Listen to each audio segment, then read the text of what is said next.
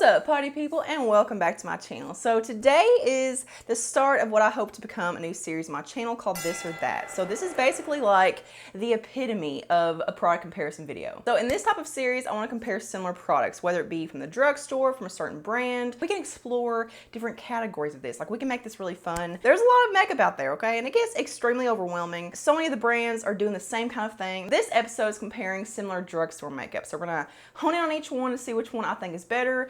And yeah, let's go ahead and get into it. Okay, so I don't have any eyeshadow type products today, so I'm just gonna throw a couple of things on, like a bronzer and maybe a highlighter or something on my eyes, and I'll be right back. Moving on to mascara. So I have a brand new one. Actually, these are both brand new, but one's gonna get talked about more than the other just because the brand is more popular. So the first one I have is the e.l.f. Big Mood Mascara. This is $7. A clean formulated volumizing and lifting mascara with a uniquely hourglass shaped brush. Hourglass shaped brushes are not unique anymore, sorry e.l.f. It's supposed to plump and lift your lashes all day. It's a smooth, creamy formula infused with jojoba wax to hold lashes curl, smudge and flake resistant formula, and blah blah blah. So yeah, it's just your typical hourglass shape, and it is pretty chunky. So if you have really short, like stumpy lashes, then this may be like more of a mess than what it's worth. So I'm comparing it with this one from number 7, which this is also new, but no one ever talks about number 7 makeup. So I feel like this really got slipped under the radar. This is the number 7, the Full 360 Ultra Mascara. So this is $9.99 at Target. You can't find this at Ulta, unfortunately, but I'm pretty sure it's exclusive to Target, and then also the number 7 website, obviously. I'll have everything linked below. This is $10, and it says it nourishes and conditions lashes, smudge proof, clump free, flake free formula, infused with vitamin E and shea butter. It's suitable for sensitive eyes. It's supposed to give you a panoramic full lash effect and up to 12-hour wear. As you can see, it's a very similar hourglass shape, but it's a little bit more toned down. Like, it's not as like, you know, like in your face hourglass shape, if that makes sense. And it kind of gets smaller towards the top. Like, you can see that slight dip in the middle. So here's the e.l.f. and then here's the number 7. So yeah, the e.l.f. is definitely more chunky, and it's definitely more of a pronounced hourglass shape. But what I like about the number 7 one is that, like, where it's really thick towards the base of the lashes, I find that it almost gives you like a waterline, like a tight lining effect. All right, so here's what one coat of each mascara looks like. This is the e.l.f. side, this is the number 7 side. The e.l.f. mascara is actually a lot more dry, and if you try to build up a dry mascara too much, then it can cause flaking and clumping, and it just won't layer very well. So the first layer, I definitely do get a lot of volume and thickness, but as far as length, it's lacking in that department. Whereas the number 7 one gives volume, thickness, and length, and it's definitely a more wet formula to where you have more time to build it up. As you can see, like, the length, like, different ballpark. It gives volume, thickness, length, like, it gives everything that I look for in a mascara, and it makes my eyes look so much more wide and open and awake. I'm gonna go ahead and go in and do a second coat now with each one. With the e.l.f. mascara, as you can see, I did get a lot of clumping issues. Like, I had a really hard time actually pushing the wand through the lashes where it actually separated them. So as you can see, I do have some flakes and transfer onto my eyelid where it just wouldn't separate, okay? It just wouldn't define each one, but it does give a lot of volume and thickness and fullness. So, like, if you're okay with a little bit of clumpiness and not a lot of length, then this could be a good one for you. But the number 7 one, okay? This is what dreams were made of. It looks like I've got a facelift on this side. Like, my eyes and my face just look so much more uplifted. It's a perfect amount of wetness to where it just builds on itself extremely well. This is the type of mascara that you could apply at 8 o'clock in the morning whenever you first do your makeup, and if you want to re-intensify it, like at 8 o'clock at night, like, you could do that. I've done that. Like, it actually does work, and it's so black. Like, it's such a jet black formula that it just makes your lashes look so just intense, and it, like I said, it really does, like, get in there towards the base of your lashes and almost gives you like a water, like a tight lining effect. Also, it doesn't smudge, smear, transfer, flake. Like, this is so long wearing throughout the day. So in case you haven't figured it out, the number 7 one is a winner in my book because it freaking rocks, okay? It rocks my socks off. So moving on to face primer. So this is actually what inspired this series. This is the Wet n Wild Glass Correct Primer. I have the green shade and the yellow shade. So green is notorious for counteracting redness, but what people don't understand is that yellow can also do that, but it can actually make you have a more warm effect. Green can make your skin look very ashy. Like, it can cancel out the redness, but it can also make your skin look very, like, gray. I'm a sucker for anything that says glass skin. Like, I want my skin to be, like, reflective. Like, I want you to look at my face and be like, oh yeah, I'm gonna touch up my lipstick. So yeah, the green one's just a really nice, like, toned down, almost like a minty green, and the yellow one's just yellow. So as you can see, my skin is very red. I'm having some skin issues lately. I've got the cystic acne going on and just a lot of irritation and just not fun stuff. Let's do the yellow on this side and the green on this side. Actually, you know what? I should probably do the yellow by itself and see if you can actually see a difference. Let's just wipe that off. Yeah, here's the yellow side versus nothing on this side. So yeah, unfortunately, I feel like the yellow isn't really pigmented enough to where it's actually gonna do anything. I do feel like the green one tones down redness maybe a tad bit more. I just feel like the opacity of these just isn't enough. Like they're just not pigmented enough to where they're actually gonna color correct. So for me, these are good just to give you that glass skin dewy effect. Like my skin looks so juicy and plump and hydrated. So now we're gonna do a little under eye corrector top battle. So this is the Milani Supercharged Brightening Under Eye Tint. I have the shades pink and peach. So these are the two shades I've been trying to get my hands on for months now. So it says it instantly illuminates the under eyes with microfine pearls.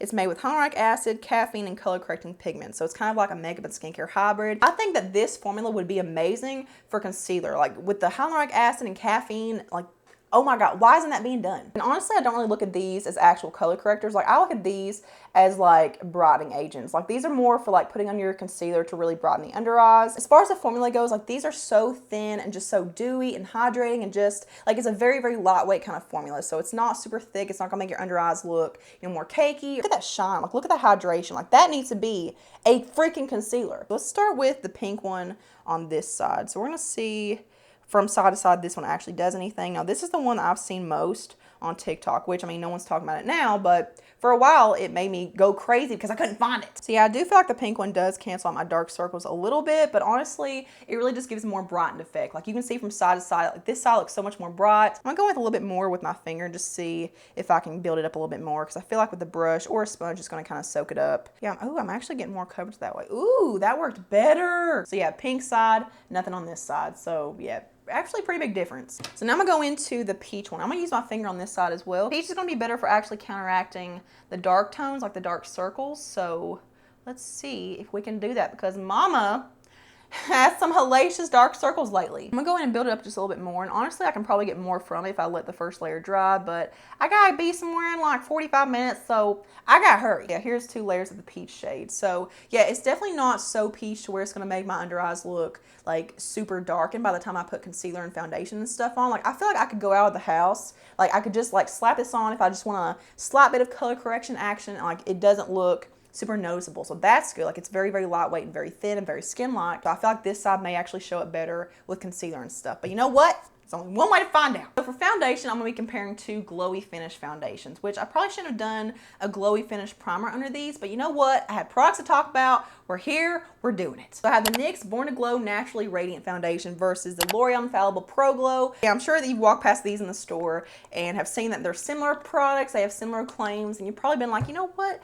What's the difference? I need help. Let's start with the NYX one on this side. So I'm gonna go ahead and put this all over my face and just let it be like marinating. So on the NYX one, I'm in the shade Nude, which is like a perfect match for me. It's a perfect undertone. In the L'Oreal one, I'm in the shade Creamy Natural. Let's go ahead and read about them real quick. So the NYX Born to Glow foundation is $10 at Ulta. They have, wow, they have 45 shades in this. That is phenomenal. It says it's supposed to give you a medium buildable coverage, naturally radiant, glowy finish that lasts all day. The L'Oreal one is $12.99 and there are 12 shades, which is horrendous. That is so disappointing, especially from L'Oreal that can do like the True Match line. Like the True Match line has like 40 some shades and different undertones, like different categories and stuff. Like why don't they do that with every foundation? Like it makes no sense. Like they have the money to do it. So it says up to 24-hour glow finish, medium coverage foundation, ideal for normal to dry skin. Color and finish stays true for 24 hours. Lightweight and hydrating formula minimizes imperfections, revealing a smooth and even complexion. And it's hydrating with SPF. It's got an SPF of, what's the SPF? It doesn't even say what the SPF is. What the hell? Yeah, it does. SPF 15. My bad. Not that it matters. Like you shouldn't be relying on your face products, like your face makeup, for sun protection because it doesn't matter. But just, you know, it's in there. Whatever. All right, so there's the NYX side blended out. It took like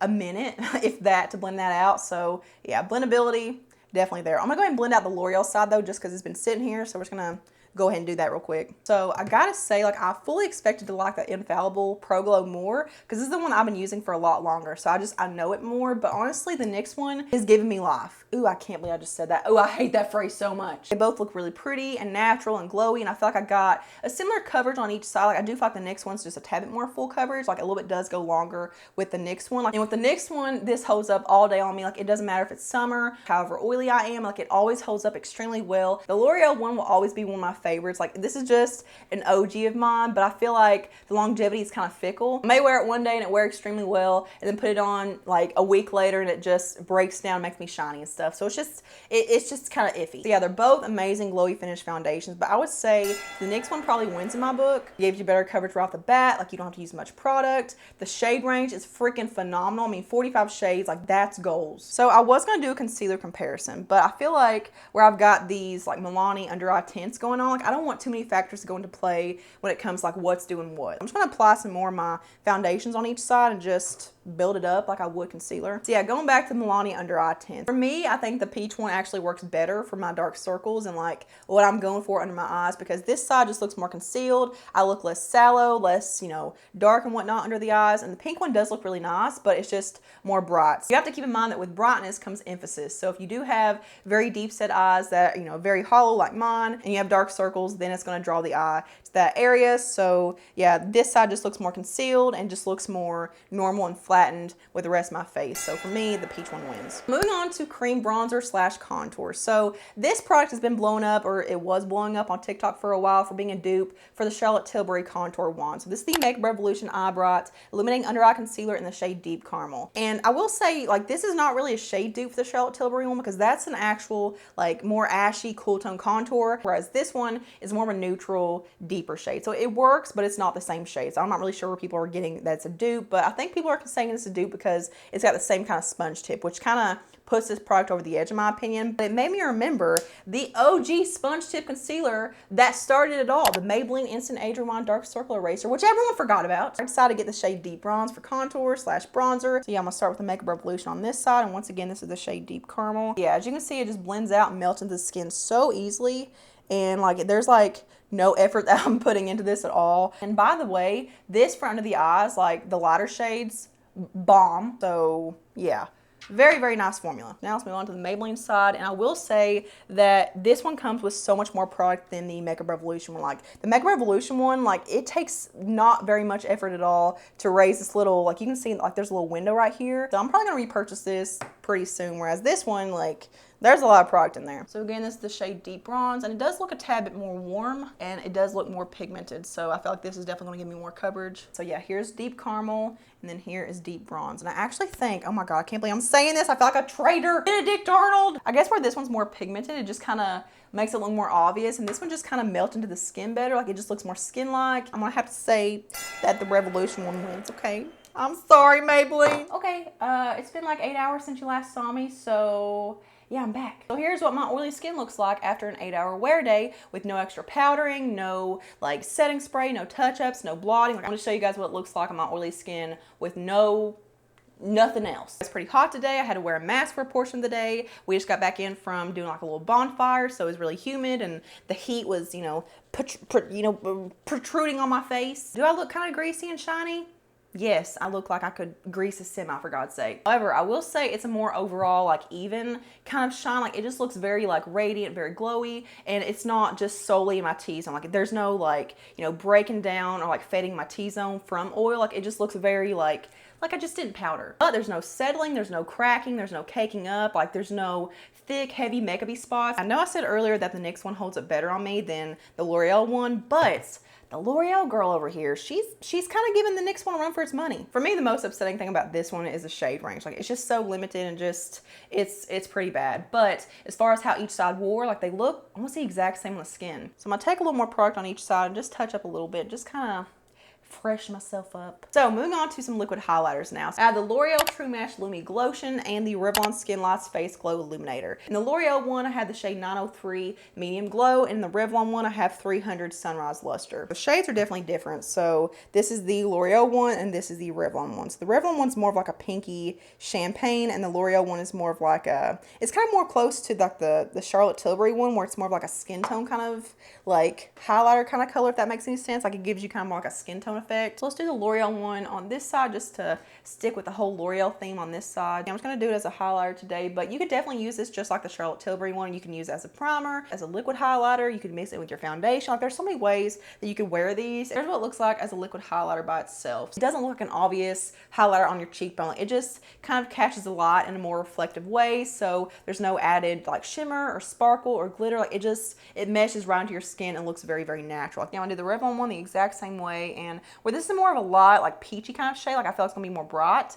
And yeah, it definitely does look more like an actual highlighter, but still it has that exact same skin tone effect kind of quality to it, where it just looks like your skin is just more radiant. Like it's just, you know, your face is catching the light in a different way. I feel like the L'Oreal one is gonna be a better dupe for the Charlotte Tilbury one, where it does have that more like foundation skin tone kind of quality to it. But yeah, here's the Revlon side and the L'Oreal side. So for me, I actually like the Skin Lights one from Revlon better. They're both beautiful, but as a highlighter, I do like the Revlon side a little bit more. So our last product is following the trend of that metallic champagne in the waterline to really make your eyes sparkle and pop. So the product that started this whole trend was the Charlotte Tilbury Eyeliner Duo Pencil in the shade Black/Champagne. Like it's like a duo-sided kind of thing. But people started trying to find a dupe for the champagne side, and a bunch of people say that the e.l.f. No Budge Shadow Sticks are a dupe for that as far as the formula and shade goes. So I got two shades because I didn't know which one would be better. But I got Champagne Crystal and Perfectly Pearl. So here's Champagne Crystal, and then here is Perfectly Pearl. And Champagne Crystal is more of like a sparkly,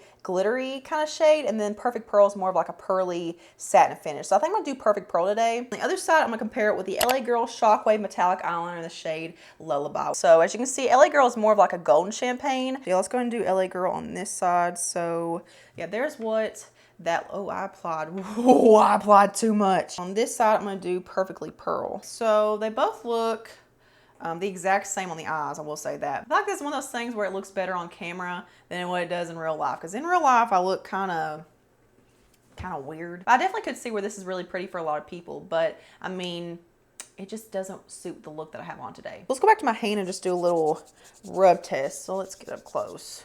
There is some fading, but I mean, it's holding up surprisingly well. Okay, yeah, I do have more fade off and rub off with the e.l.f. one. So yeah, I'm gonna say the LA Girl is the winner. So I hope that you guys enjoyed this video and enjoyed the concept of it. And hopefully you guys want to see more of these. And if you do, make sure you give this video a thumbs up. And also comment below some other ideas, like some different types, like categories of stuff that I could compare in a future video like this, whether it be from a certain brand or from like Shop Mascara, like a certain website. Just give me all your ideas and your feedback in the comments below, and whether or not you like this video and like the style of it. So here's a couple more things for you to check out next. So just venture around the channel and make yourself at home as always. And give this video a big old thumbs up if you did enjoy it. If you want to see more like it in this series, subscribe to my channel if you're not already, and turn the notification bell on to always see my stuff. And I will see you guys in the next one. Mwah.